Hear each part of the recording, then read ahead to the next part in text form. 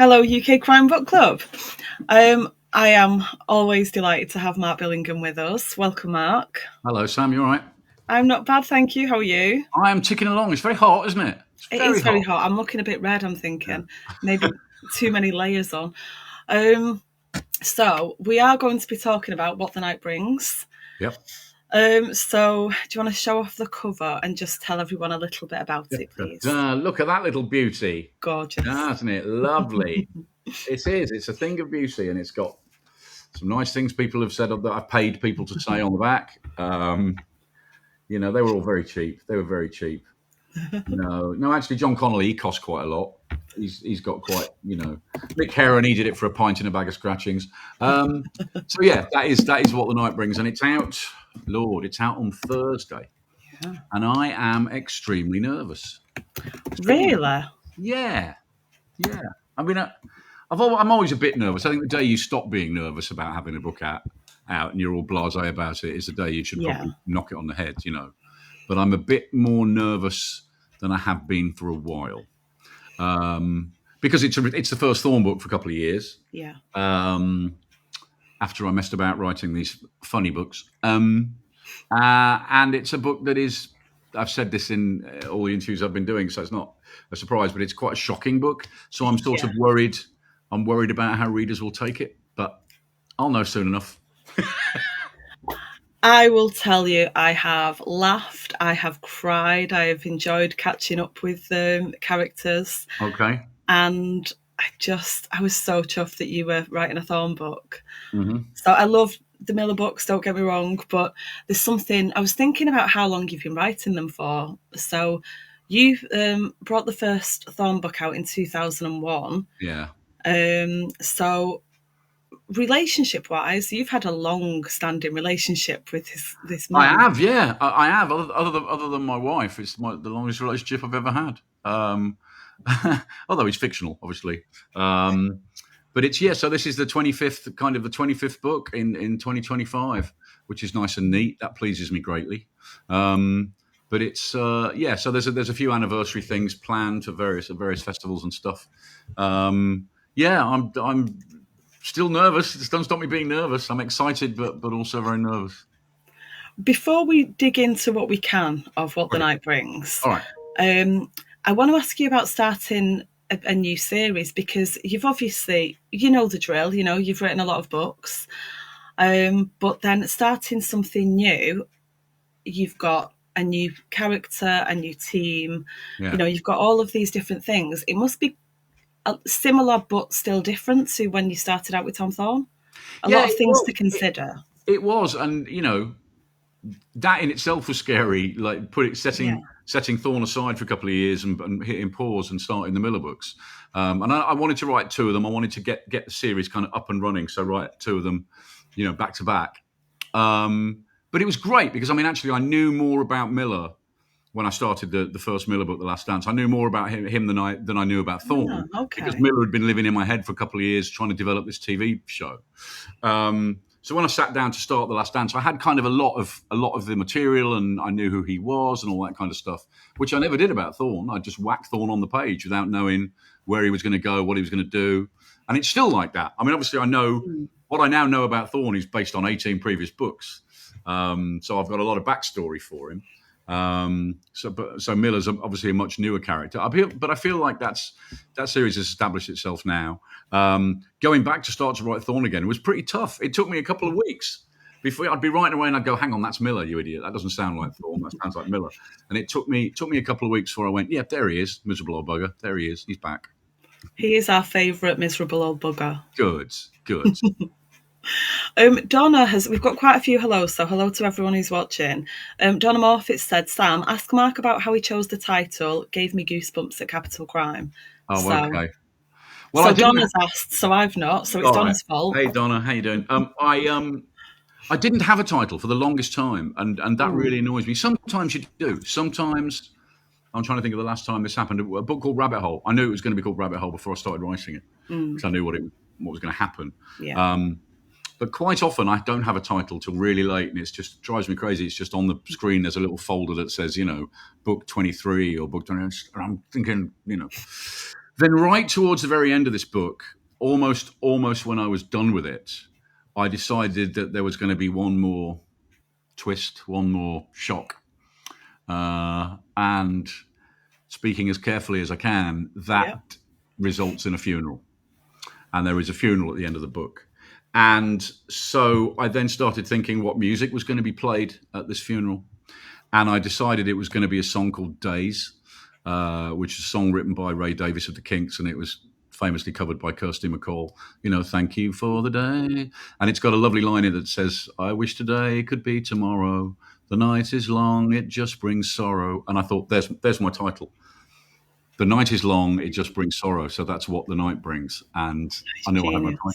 I knew I had my title. Oh, I absolutely love that, because music is a big part of your life, and it's a big part of your characters' lives. I know you've talked about this quite a bit. Yeah. I mean, I don't. Sometimes I'll read a book that doesn't have any music in it, and I just think, well, it's like a book without humor. It has to be there somewhere. It's part of everybody's life, even if you're not sort of crazy about music. And you do occasionally come across the odd person that says, I don't understand music, it's just noise. And I think, what? But even if you're not listening to music every day and putting albums on or whatever, it's in the car, or it's on a passing radio, or it's on something. It's got to be in there somewhere. I don't know whether there's more or less music than normal in What the Night Brings. There's, Thorne has his usual fixation with a bit of Hank Williams and a bit of Johnny Cash or whatever. But that's who he is, and he couldn't get through his life without that stuff. So yeah, it's in there. It's in there, and it's in the Miller books too. But it's slightly different because Miller is a musician, so he plays music, and he's a big Beatles fan and stuff. As am I. So I'm always writing about music I like. I couldn't write about music I didn't like. That'd be weird. If I couldn't write a Coldplay fan, I couldn't write a character as a Coldplay fan. I couldn't do that. Completely not related, but you said Coldplay. Did you see the video that he made, Chris Martin made with Dick Van Dyke? I did. I did, and it was really good. It was really, really good. He's definitely a Marmite person. Not Dick Van Dyke. I don't know what it is. I don't want to make this all about me slagging off Coldplay again. No, absolutely not. No. I always manage to crowbar a Coldplay joke into almost anything I write. They're clearly massive band, and huge talent, but they just leave me cold. I just can't explain it. I find it. I wasn't wanting you to explain that. Your thoughts on the video? Oh, okay. Oh, on the video. Oh no, the video was nice. The video. Dick Van Dyke, for heaven's sake, he's nearly 100. Yeah. It's astonishing. It's absolutely astonishing. Yeah. Watch it. If you haven't seen it, go watch it. Yeah, if you haven't seen it, Google Chris Martin and Dick Van Dyke and it will come up. Yeah. Leslie Vincent, hi Leslie, says, talking of music, she's booked to see the Fun-Loving Crime Writers for the first time at Harrogate. Excellent. Now, I saw you at Harrogate a couple of years ago and you were all fantastic. Oh, that was such a fun show. So, and we haven't really been playing for about a year because there were some health issues, various members of the band and all that sort of stuff. And so we just took a time. We came back for the first time in a year last week. We did a show in Dundee, the six of us, and it was great to play, all together again. And our next show is in a few weeks in Harrogate, and we can't wait because that one we did a couple of years ago, we absolutely loved doing it. That room was perfect, and there was lots of people. Everybody was dancing about. It was just great. So yeah, we'll be back on that same stage in a few weeks. Yeah, that's where I lost the last of my voice at Harrogate. Oh right. Oh, you were singing along. Oh, absolutely. Brilliant. Right at the back, dancing away. Excellent.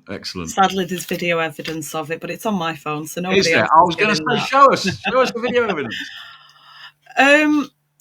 So I want to go back to What the Night Brings. Yeah. So we talked a little bit about, when you started with the Miller books, you're creating a whole new team, and we, coming back to Thorne, I know it took you a couple of weeks to get into his voice again, to find him in your head. But then you've got all of the rest of the team, you've got, because you have to plan out kind of all of the things that move them along. So, you've got Dave Holland's trying for a baby with his wife, that's quite early on. Nick and Fiona, that's going well. Holland and Liam, it's all kind of, and then I don't want to talk too much about any of their individual kind of things, because it's nice to kind of get to know them as the book progresses, rather than me just detailing it all. But how do you go about having enough interest that when we come back, we get that nostalgic, that, oh, it's people that we're familiar with? How do you Well, I mean, balance that? I know that as a reader of series, I mean, what's the next big one that's coming along? It'll be the next Slough House book. It'll be Mick Herron's next Slough House book, which I think is coming in a couple of months. And I've missed those characters. I want to catch up with those characters. I want to know what he's doing with them. So when you return to your own cast of characters, you've just got to remind yourself where you left them. And you've detailed a bit of it. Where did I leave Dave? Where did I leave Phil? Where did I leave Tom? Where did I leave Tom and Helen? Where did I leave Nicola? And all those characters. And you've got to just sort of remind yourself about where they are and just pick them up again. And they just react to what's happening. I'm not one of those writers who goes, okay, and in this book, this is going to happen to that character, and this is going to happen to this character. What happens to the character comes from the plot, and the plot is driven by the characters, if that makes sense.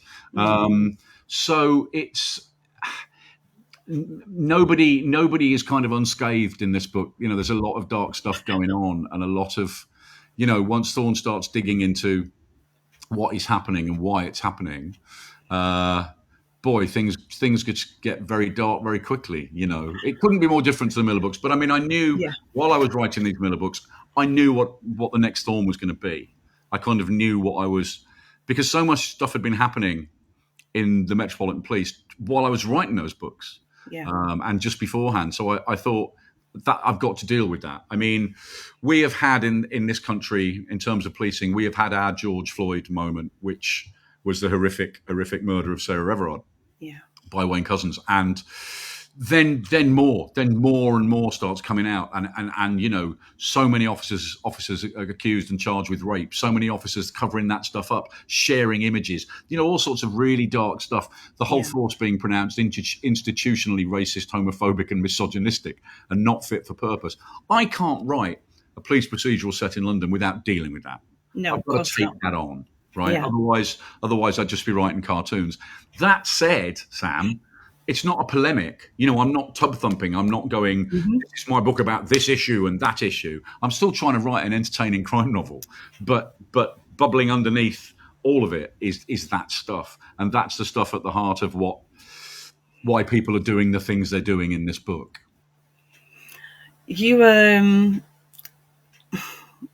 really kind of brought the real world in, but like you say, focus mainly on the story.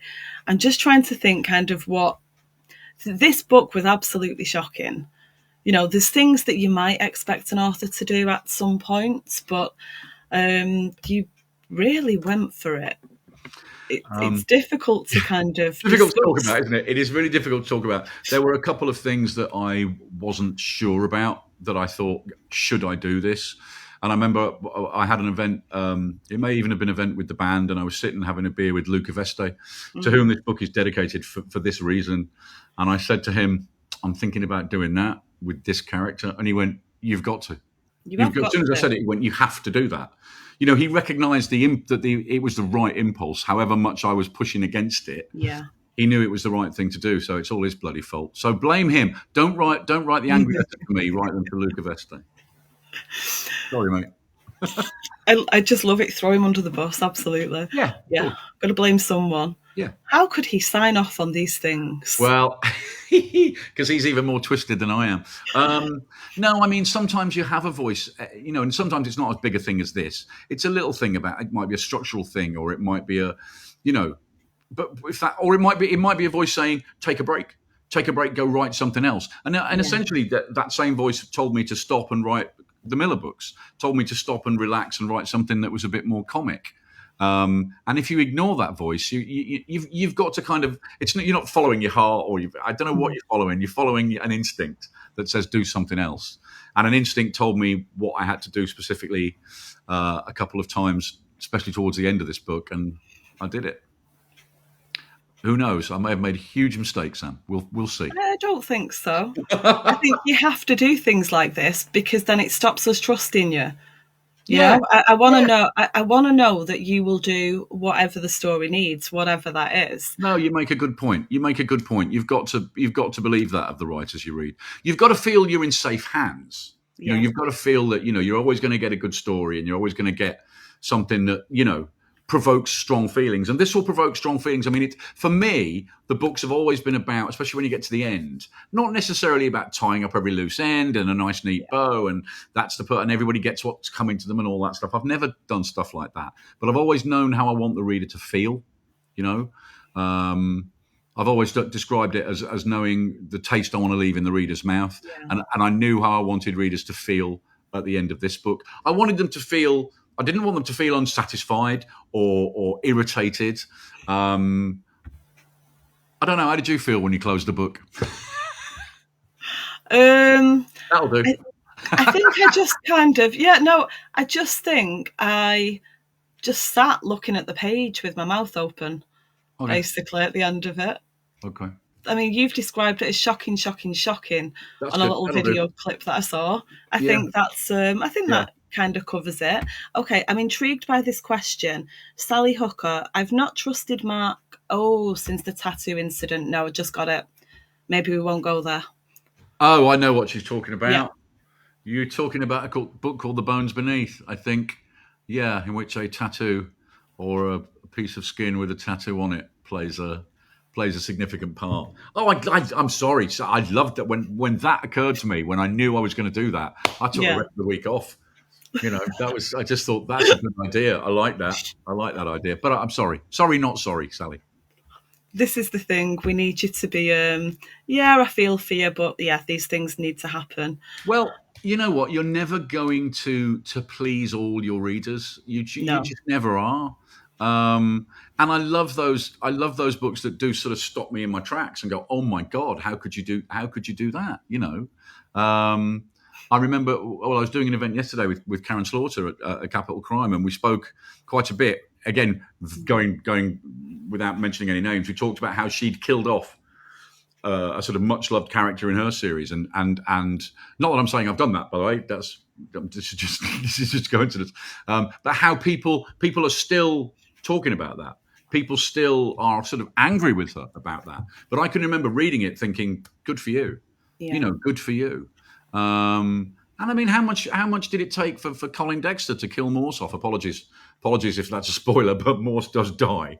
I mean, he died on TV years and years ago, and so it's not a shock that he dies in the books. But that was a big deal. He could have just gone, fine, I'm going to leave it, and maybe 10 years from now somebody else will start writing Morse books. And in fact, what they did very cleverly on television was to go back and have young Morse, and then even younger, whatever it is, Lewis, and then Endeavour. But that was the decision he made, and they're his books. They're his characters. So, you have to let the writer do what the writer wants to do. And what the characters kind of encouraging you to do. Yeah.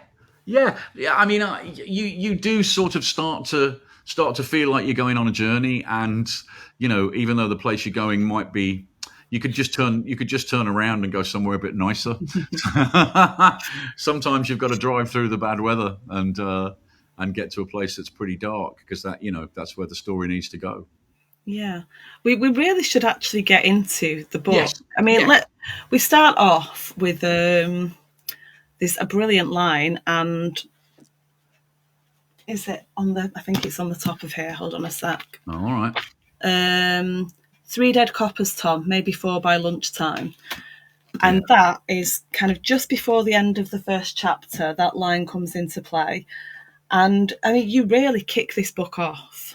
Well, you've got to, haven't you? You've got to grab readers by the throat pretty early, really, and engage them. You did that.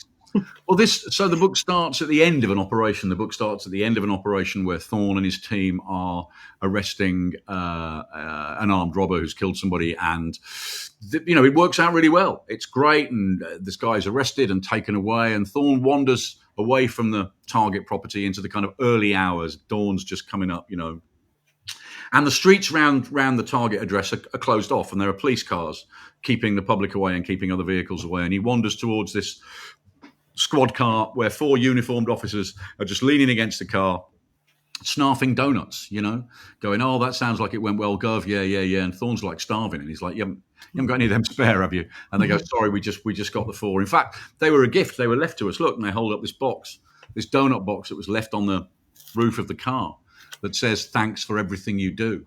And there's coppers eating his donut going, see, who says nobody likes us? Anyway, 24 hours later, 3 of them are dead and one of them's in a coma. So, yeah, that's the opening of the book. And Thorne has to figure out what is going on. Is somebody targeting just a police officer, or are they targeting lots of police officers? And a lot of uniformed police officers get very scared and very angry. And some of them are perfectly willing to fight back. And the atmosphere gets very, very strange on the streets. And Thorne has to dig into it and find out what's going on. And then when he finds out what's going on, he really wishes he hadn't. It's one of those things, isn't it? When I don't know if it speeds up for you at all when you're writing and you're really excited about what you're doing, even though people are going to react a certain way about it. Yeah. But when I was reading it and you're being drawn forward by what's it, you don't want to look, you don't want to keep reading, you want to put the book down, you can't put the book down. Well, I come across readers like this once in a while. There are these weird people who read the end of a book first. Oh, God, there are some. Have you never met? Oh, I run into. Yeah, no, I just can't understand it. I don't know why they do it, but if they do it with this book, don't do that. Don't do it. I don't know why people would do that, but yeah, you're right. You do speed up. You do get, as you start motoring towards some big moment or big climax or whatever. Yeah, you do speed up. It's the bits in the middle that are always the tough bits. Everybody at the start of a book sort of flies into it, and you fly towards the end. It's just a horrible big lump in the middle that's the most difficult always. We've got hello from Steve. Hi, Steve. Mark, you're always a great interview, he says. He loves your take on writing, inspiration. You reflect today without preaching about it at all. And that's the difficult balance, isn't it? Because you don't want to be pushing your personal opinions down your readers' throats, but you also want you want to discuss things and you have balanced views. Because if you start the book with an agenda, I think it's going to be a bad book. This is my book about this, or it's going to be a dog of a book. The story has to come first. Story is everything. But if within that story you're kind of shining a light on various one or two things and issues and themes start to reveal themselves, then great. But you can't. As I say, it's not a polemic. And no, there was no agenda. I mean, how could I have an agenda in the things I'm writing about? Every human being on the planet would think these things were terrible, right? It's not like I have to convince anybody they're terrible. If you don't think they're terrible, there's something wrong with you. Your moral compass is seriously fucked. So yeah, there is no agenda at work. I'm just trying to tell the best story. It just so happens that this story has some bits in it which some people may find disturbing. Viewer discretion is advised. They say. Over the years, you must have looked at lots of different things for research. You must have read a lot of news stories just to kind of see what's out there, what's going on. Mm-hmm. Have you got any useless knowledge that you really wanted to use, but you've never found anywhere it'd go yet? Well, that's often the problem with research. I mean, you've absolutely nailed it on the head. You find all this stuff out, and then some writers, and I think I've learned not to do this, but some writers will then just crowbar every single thing they found. I've gone to the trouble of finding all this stuff out. Now you're going to bloody well know about it, which is why smart writers, I'm not necessarily one of them, but smart writers do the research afterwards. They're just going along and they go, right, here's that bit about, playing the bagpipes. Now I could stop for a few weeks and interview the country's foremost bagpipe players and find out everything there is to know about bagpipes, or I could just go bit about bagpipes and carry on. And by the time I've got to the end, I'll know what I need to know, if you see what I mean. That makes sense, yeah. Because we've all read those books where it's like, oh, here's the information dump. Here's all the stuff the writers found out, about bagpipes or whatever it might. Not bagpipes. That was a really bad example. No, it's a great example because probably nobody's used it, so you're not singling anyone out. I'm not singling anyone out at all. I mean, often it's things like forensics, or it's technical stuff about CCTV cameras, and I mean, there's a little bit towards the end of this book where I did have to find some stuff out about the way CCTV cameras in a police station would work and all that sort of stuff. Yeah. But again, I just needed to know enough. If ever I'm talking about like a police operation, for example, and the book starts with this big police operation, what I'll tend to do is phone up our friend Graham Bartlett, lovely Graham Bartlett, and just go, hey, Graham, can I just run a scenario by you? Could this happen? And if he goes, well, it could, I go, cheers, Graham, thanks a lot. That's all I need to know. That's it. So if he says, no, it would never happen in a million years, I won't do it. But if Yeah. he says it's plausible, that's all we can aim for as writers of police procedurals is plausibility, because we're not writing a documentary, we're not writing a textbook. Yeah. This is commercial fiction, but we also don't want readers to go, what? Never in a million years? That's ridiculous. Some of the stuff they get away on in TV dramas, in TV crime dramas, amazes me, because I just think we'd never get away with that in a book. Yeah, you wouldn't. Not in a million years. No.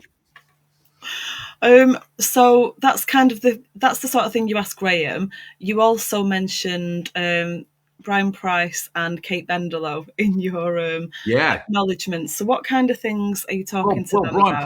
Brian Price is the greatest expert I know when it comes to poison.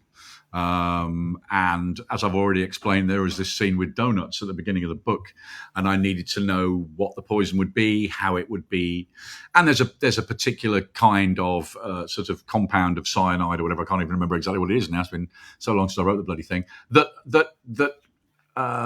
fortuitously enough looks like sugar.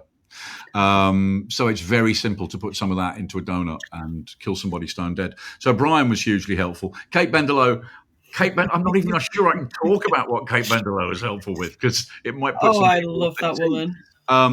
But she as a CSI, as somebody knows all sorts of stuff, and she's told me all sorts of stories over the years. She's told me a story about a teddy bear, which I'm still waiting to get into a book. I thought I was going to put it in the new Miller book, but it's just too much. I can't find room to put it in. But yeah, there is a thing about sort of CSI forensics that Kate was enormously helpful with, but it's a bit icky to talk about. The drug you were talking about, the poison, arsenic trioxide. Arsenic trioxide, yeah. I would never have known that it came in a powdered form that looked like sugar. No, and neither would I until Brian was incredibly helpful about it and told me all these extra little things, so that when Phil's talking to Tom about it, he can tell Tom some of these things, like it's actually used. It's used in hospitals, which is ironic, since it can cause leukemia or cancer, and it also used to be prescribed to treat syphilis or something. I mean, and I think at one point he's telling Thorne this, and this is how I like to deal with kind of too much information. He's trying to tell Thorne this. Thorne says, "Why are you telling me all this?" And Hendrik says, "It might come in handy in a pub quiz." And Tom says, "Pubs are for drinking in." And Hendrik goes, "Fair point." And that's the end of their discussion about it. It is one of those things that. Do you ever feel like you're having these just little conversations in your head? Do you kind of sit thinking and chuckle to yourself and then write it down quickly? Well, or does it all come out in the writing? The scenes between Tom and Phil, which are always my favourite scenes to write, I have to cut them back. I can just put those two on a page in a chapter and just let them start talking, and suddenly I've written 10 pages have gone by. And it's too much. It's just too much. There isn't enough time for a 10-page chapter of Tom and Phil just talking. So I just need to go by and go, which bits do I need? Which bits can I lose? I tend not to cut the jokes out, because I can't do that. That breaks my heart. But yeah, it's kind of easy when characters are talking. I love writing dialogue. I mean, for me, dialogue is everything. You can do anything. The people who have always been brilliant writers of dialogue, whether they're Elmore Leonard, the king of this, could tell an entire story. There's a book called The Friends of Eddie Coyle by George V. Higgins, which is always sort of used by crime writers as an example of a book that pretty much tells the whole story through dialogue. Pretty much the whole story. And it's all you need. Just put the characters in a room, let them talk to each other, and everything then character comes out. You don't need clumsy backstory or exposition. You just let them speak, Yeah, just I think it was Stuart McBride said he was letting them get to know each other during the boring bits. Yeah. So it is a good way of doing it. Yeah. No, I like scenes where there's just two characters talking to each other. I love writing those. They're the easiest things to write. Curry in the flat scenes, kind of Thorne and Hendricks having a curry. Oh, I've got to write those. Putting the world to rights. I love those. Yeah. Although, do you know what? Shock, horror. I found somebody from the part of London where Thorne lives, which is not far from where I am right now. The Bengal Lancer has closed. No. I know, and I didn't know about it. So don't write me any angry letters about the fact that Thorne has to take away from the Bengal Lancer at some point in this book. I know it's closed, but I didn't at the time. It's too late. I think you should keep it going anyway. Well, what the hell? What the hell? There's some of It's the still best it's still bits. going in Thorne's head. There's there's something to be said for it closing down and them trying to find a new curry place and the conversation that takes place around that. Yeah, But, yeah, maybe, but maybe. you could just keep the Bengal Lancer. It's an institution now. I know, I know, I know. No, it breaks my heart to think that it's gone. But there you go. What are you? What's the next book you're writing? Which series? The next book is Miller number 3, which is one of those books that doesn't have a title, and it's absolutely driving me crazy. Something will turn up, but I might well just deliver it with, and it'll just be Miller 3, title TBC. But yeah, no, I'm having a good time writing that. How Miller far is a very ahead? fun character to write because if I think of it, he says it. You know, he's one of those characters that doesn't censor himself at all, which makes him a joy to write. And he upsets a lot of people, and he can't read a room, and it's great. So yeah, the scenes where there's dialogue heavy scenes with him and are a joy to write. Yeah, But again, sometimes I just have to pull it back and go, that's just too too much. far. Stop now, Declan. But yeah, that'll be the third one. I've not got far to go until that's finished. And after that, before you ask me, I really don't know, Sam. I don't know. No, no, we'll move on. So you already preempted one of my questions before about whether research is better done beforehand or afterwards. And you said you just kind of make notes as you go. Do you make Well, well, notes thinking about, well. oh, I need go to on? clarify that. Sometimes I do need to know if so. I do need to like make that phone call to Graham or to some expert somewhere who can just go, yeah, you can carry on because this is okay. I don't Right. want to. I don't want to write 25,000 words and then find out that those 25,000 words are all based on something that's completely implausible and would never happen. So there's certain little boxes I need to tick Yeah. before I can crack on. But in terms of sort of little details and stuff, do you know what? It's really silly things like the name of a character. It's such a strange thing, but you introduce a new character, and it's quite a fun thing because you go, right, what's he called? And an Mm. hour goes by, and 2 hours go by, and you still can't decide on a name that just. You've got to just move on. You've just got to move on. You've just got to call him, whatever, Fred Bloggs, and then hopefully something will occur to you. Because you can spend days trying to think of a character's name. It's really, really odd because it should be the easiest thing in the world, but it's just not. Or you give a character a name and realize it's a name you've used in another book, or you've called 2 characters in the same book Colin or something. Yeah. That happens way more often than you'd think, actually. Is it easier to name the character once you've written them for a while and you've got a sense of them? Because certain Yeah, names have yeah. certain kind of connotations to them. Oh yeah, yeah, you're right. And then you'll go, no, he's not a Jeremy. That's a ridiculous name. How can I call him Jeremy? No, you're right. But you've just got to crack on and write about unnamed character. Laura Hamilton said you should call the next book "Something Will Turn Up." That's one of the catchphrases. So Yeah, that'd be that'll do. It's driving me that'd be crazy. good. It's got to be one of the main characters in it. The title's going to have something to do with a dog. Something to do with a dog. Okay. Because this dog in the book, in this Miller book, plays a very big part for all manner of strange reasons. So I think the title will have something to do with a dog, but I don't know what yet.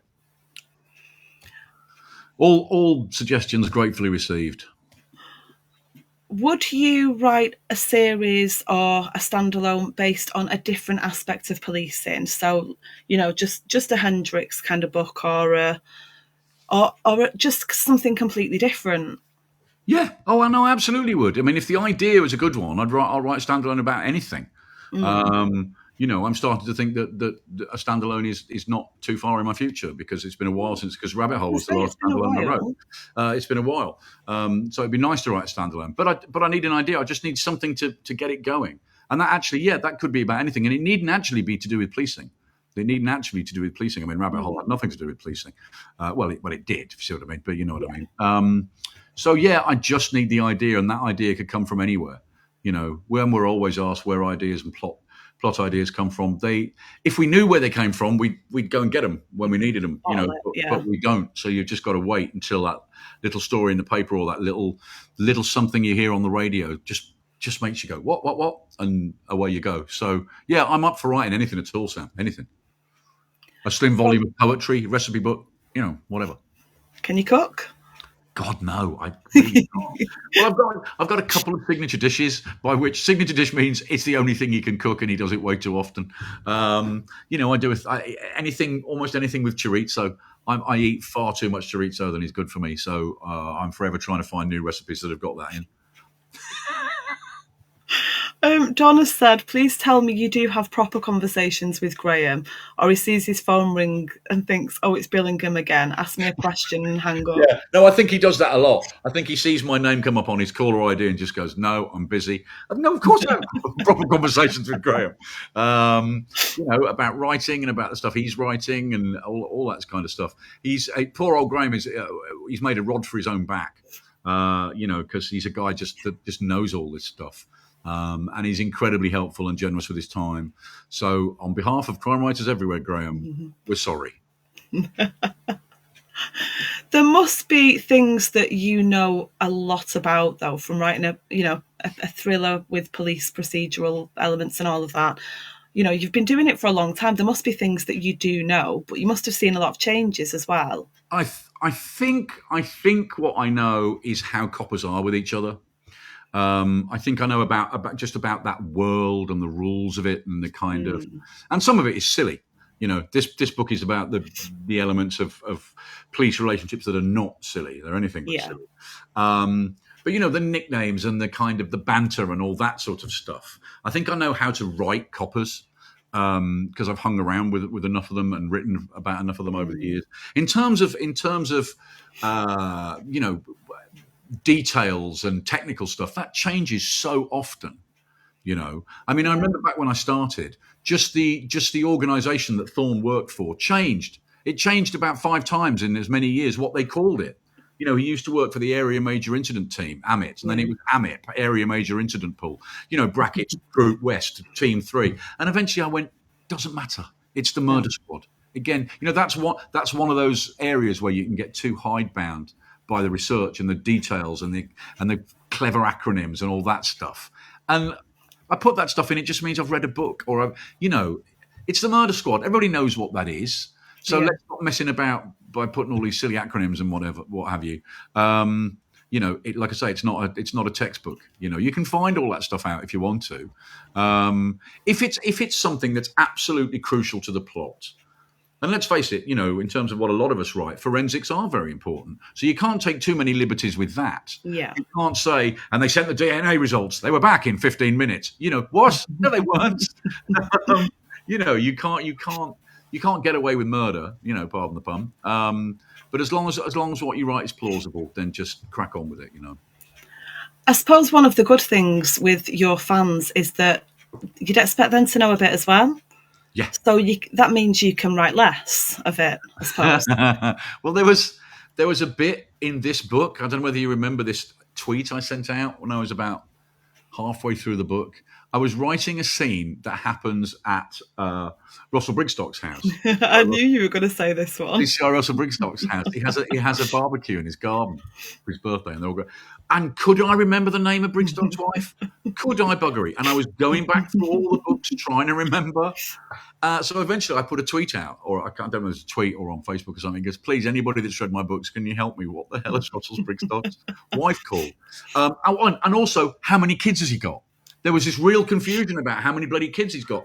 No, and in fact, it led to something. That kind of thing can lead to something good. So as far as what his name was, people went, oh yeah, his name is this. And actually they'd got it wrong because they were thinking of the TV show. They were thinking of the TV show.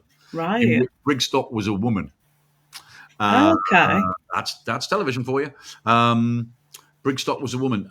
So they went, oh, she's called X Briggs. And I went, no. That was the TV character based on Russell Brigstock. And then there was this thing about whether he'd had 2 kids and 3 kids. And I realized at various points in the book, I'd said both those things. So I had to come to a decision and then figure out why that number had changed. And it just led, well, I think you can probably figure out how that number had changed, because you can't suddenly have more kids than you had. Well, you can, but not. I'm not telling this very well, but all I mean is that reader feedback was hugely helpful and saved my bacon enormously.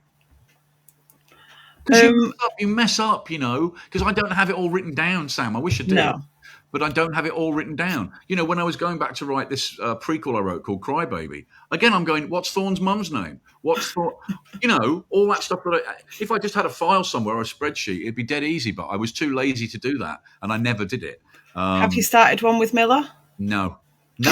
Again, I probably should, but again, I've never described Miller. I don't describe Miller at all. That's up to the reader. It's up to the reader what he looks like. And you'd be amazed what people think he looks like. They go, what about that actor, that actor, that actor? And you go, hey? But if that's who's in their head, then fine.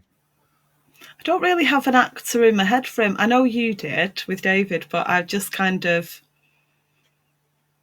Oh, no. For Thorne. For Thorne, well, yes, sorry, not for Miller. No, I mean, it wouldn't be true to say I had David in my mind because he looked like Thorne. I had David in my mind because he was a bloody great actor. That's all it was. You just need a good actor to play your character. David didn't physically resemble the Thorne in my head. I haven't really got a Thorne in my head. Do you know what I mean? He's somebody I could catch out the corner of my eye. But similarly, if I was sitting across a pub from Declan Miller, I wouldn't know it was him. I don't really have a picture in my head because that's the reader's job. I don't really have a picture. I have a feeling. You know what I mean? Kind of. I think when you first started with the Thorne books, one of the things that drew me to him was his leather jacket.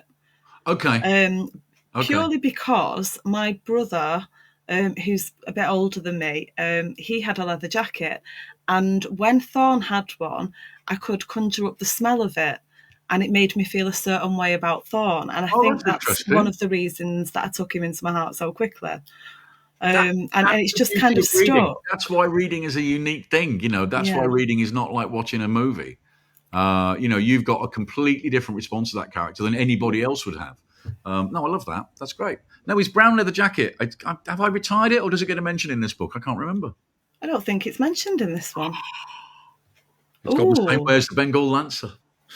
Oh, no. Everything changes, Sam. Everything moves on. Leslie says, when you started writing Thorne, could you have imagined still doing it now? God, no. I mean, when I walked into, I was in the very fortunate position of having to choose which publisher was going to publish it, Sleepyhead, because a bunch of them wanted to. And so I went to all these fancy meetings, and their first question was, is this the start of a series?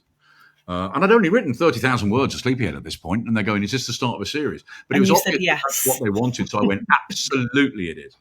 And yeah, I knew I'd write two, but you can't really get beyond that, because I think I knew enough about publishing to understand that if one of those two books didn't do well, that might be my only shot. I mean, and that is the reality of publishing now, certainly. Didn't used to be like that.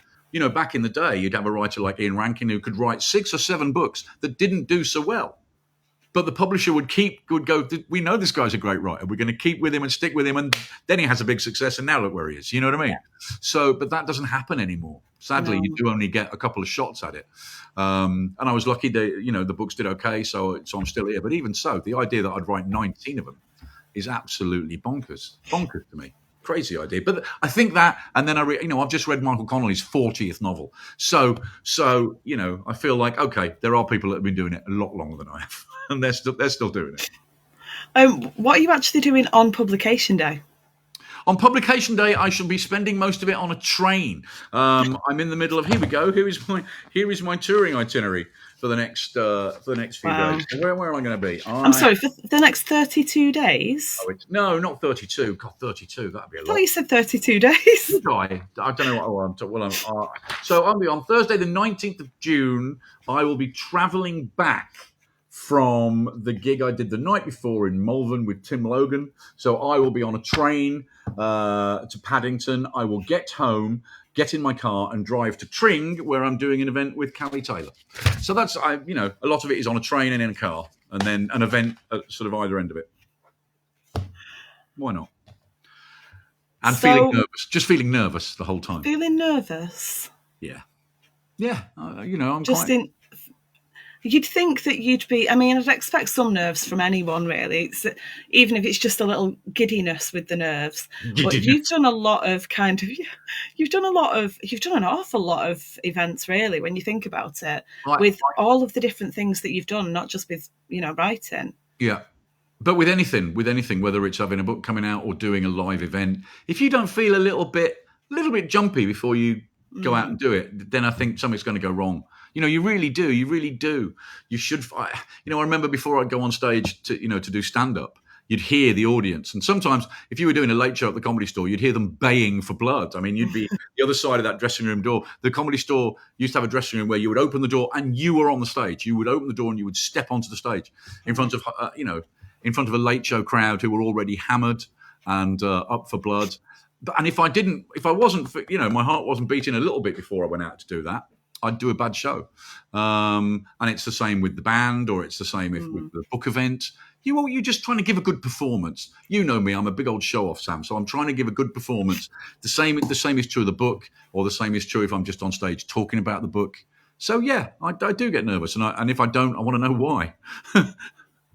Can understand that. Yeah. Do you think writers starting out now can have long careers like you and Karen, etc.? That's from Donna. God, I hope so. I hope so. I mean, obviously, there is the elephant in the room, which is AI, and we don't quite know where that's going over the next few years. I suspect a lot of things will change. I suspect AI is already being used by some, a lot more than we think, and perhaps even by some publishers. I do not know, but it's there, and it's impossible to uninvent it.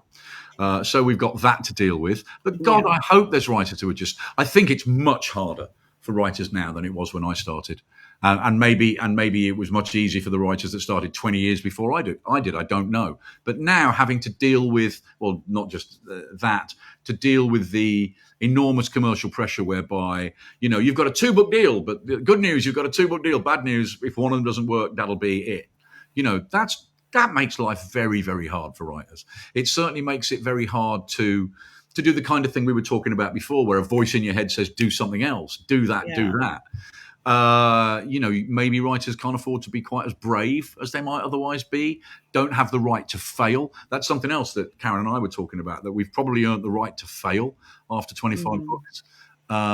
Whereas newer writers don't have that. Plus, they've got all this stuff to deal with, social media, all this stuff wasn't around when we started. There was no such things as crime festivals. There weren't any, let alone being able to just go online and do stuff like that we're doing now. So yeah, but I still see no reason why a writer that's starting now can't still be writing in 30 years. Yeah. You were, I didn't know this, but you were at Harrogate the very first year. Yep.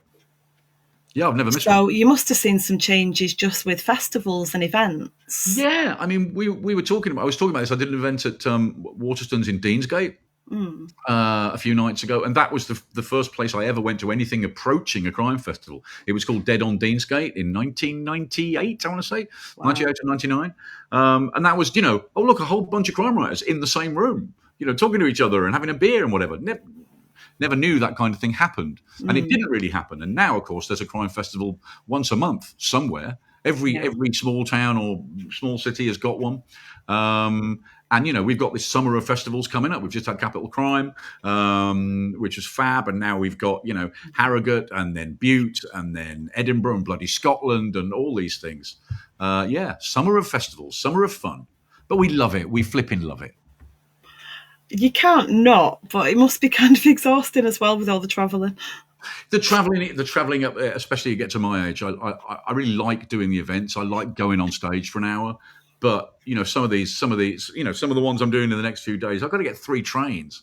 I've got to get 3 trains to get from here to where I'm going, and that stuff. Just at the end of the day, you start to feel that. How my American colleagues tour in the States every year, when you're literally flying from New York to LA, then back to Boston, then back to San Francisco, and then back. I just don't know how they do that. Well, in fact, I know that a lot of them don't do it anymore. They've just had enough. It's really hard work. I mean, it's not digging a ditch hard work, but it's still a lot of trouble to go and talk to some people about your books. I always think it's really funny when because you all do it, you all kind of try and qualify it.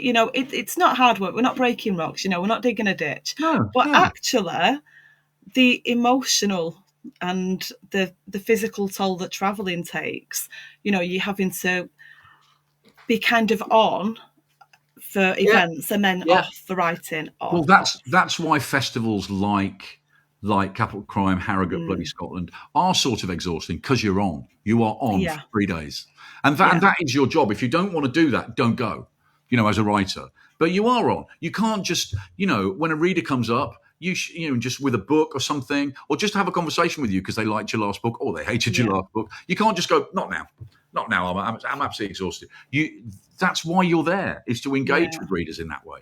And you are really good at having a chat with your readers. Well, why the hell wouldn't I? Why, every so often we do come across the odd writer who doesn't want to do it, but they're the kind of writer that doesn't get invited back because, that it's not just a sort of platform for you. You know what I mean? You're there to meet the people that pay your wages. And so, you bloody well better engage with them in a civil fashion, or we'll march you from the premises. Have there been over the years books or characters that readers have written to you most about, or tweeted, or back in the days that there were letters? Did you used to get letters? Do you still get letters? And if they were complaining letters, they'd usually be in green ink or typed in capital letters. God, I remember letters, Sam. Lovely things. Telegram, the odd telegram.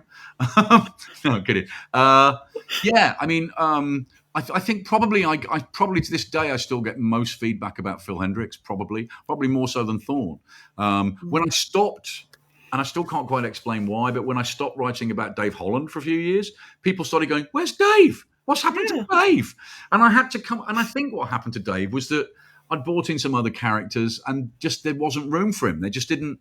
I felt like I can't just put him there because he was part of the team last time, because cops do move around, Yeah, of course. So eventually, though, I sort of gave in and thought, no, I'd like to bring Dave back, and then had to figure out where he'd been and what had happened to him and all that stuff. So, and it was nice to introduce him back into it, and Thorne to go, bloody hell, you're not the fresh-faced article that I started working with all those years ago. So yeah, I did succumb to pressure to bring him back. Yeah. Just before we finish, okay.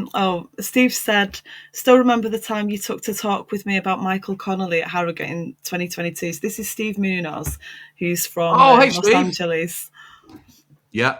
So, well, what were we talking about? Mike Connolly?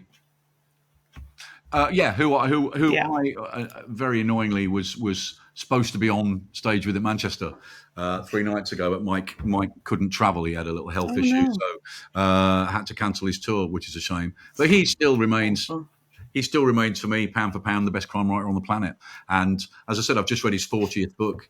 I really don't know how he does it, and also be across 3 different TV shows and all that sort of stuff. So, when there are new writers thinking, how the hell can I have a long career? Look at the likes of Mike Connolly, who also manages to do all that and just also be the nicest man on the planet. So, how do people do that? Anyone who is starting right now, they're watching you and thinking, right, okay, I'm going to have a go at this. What advice would you give them? What do they need to be aware of when they're starting out that might not be obvious, maybe? Okay, don't write because you think there's a gap in the market. Don't write, don't go, oh, nobody's writing books about a 14th century vet who's, helped with a talking lizard. There's probably a good reason why there aren't any books like that. So don't look for a gap in the market. Just write the kind of book you would like to read. Just do that. And whatever you write, finish the bloody thing. When you sit down to start writing it, finish. Writers finish things. It's very easy to give up. And I don't mind giving up when you're reading something. I'd encourage that if you're not enjoying it. But for God's sake, when you're writing something, finish it. Write what you want to read, finish it, and try and write something every day. This is me being very hypocritical because I don't always write every day. I can't write when I'm doing stuff like this. If I'm promoting a book, I can't actually write. But write a blog, write a diary, write something that gets the writing muscles going, and then sit down and get it done. And actually, you'd be amazed how quickly you can do 1,000 words a day. And if you do 1,000 words a day, that novel's done third of the way through the year. So just get it done. Do it. Don't put it off. We've got a couple of minutes left. Okay. So give us a little recap of the book we haven't really been able to talk about. I really want to hear from people when they read it. Well, there it is again. Yeah, I would love to hear what people think of this book, whatever you think of it. It's a book that I was very nervous about writing, but that I knew I had to write. Certain things that happen in the book, I could have not done them, but it wouldn't have been true to my instincts as a writer. Somebody that's been with these characters a long time, I knew certain things had to happen in this book. it's like I say, the day I stop being nervous when I have a book come out, that's it. Put me in a pair of slippers and sit me in the corner of a room, and I'll never write anything again. But this book, I am especially nervous. I'm especially nervous, and I want to know what people think. And I'm now making a rod for my own back, and people can now say all sorts of things. But just tell me what you think. Tell me what you think, and hopefully I can explain why certain things happen in this book. And I would like you to know how you feel at the end. If, like Sam, do you just stare at the page with an open mouth? How long did you sit there staring at the page with your mouth open? I've got no concept of time. I don't know, a while. A little blanket over you. Could have done. Could have still been sat there. Could have still been sat there. I just absolutely love this book. Easily one of my top 10 reads of this year, So Thank you. Just bloody loved it. Absolutely brilliant, shocking, funny. Didn't want to talk to you afterwards. Did want to talk to you afterwards. Just the whole afterwards. lot of emotions from this. So I do want to hear from people once they've read it. That is good, because you've got to be able to provoke an emotional response. You've got to make people care about the characters, and if they care about the characters, they're going to care about stuff that happens to the characters. Yeah. So and stuff happens. That's a very terrible kind of pretty of a book. In this book, something happens. Stuff happens. Mm-hmm. A lot of stuff happens. Oh, so much stuff happens. Thank you so much for joining us. Thanks, Sam. Thanks, and thank you to everyone who's kind of who's said hello and asked questions and things. We got to some of them, so we've had a good general look through the questions. Right. Thank you so much, and I hope you'll come back for the next one. Of course I will, and I'll see you down the front at the next Fun Loving Crime Writers gig. I want to see you down the mosh pit. Losing my voice, making my husband happy. Yeah.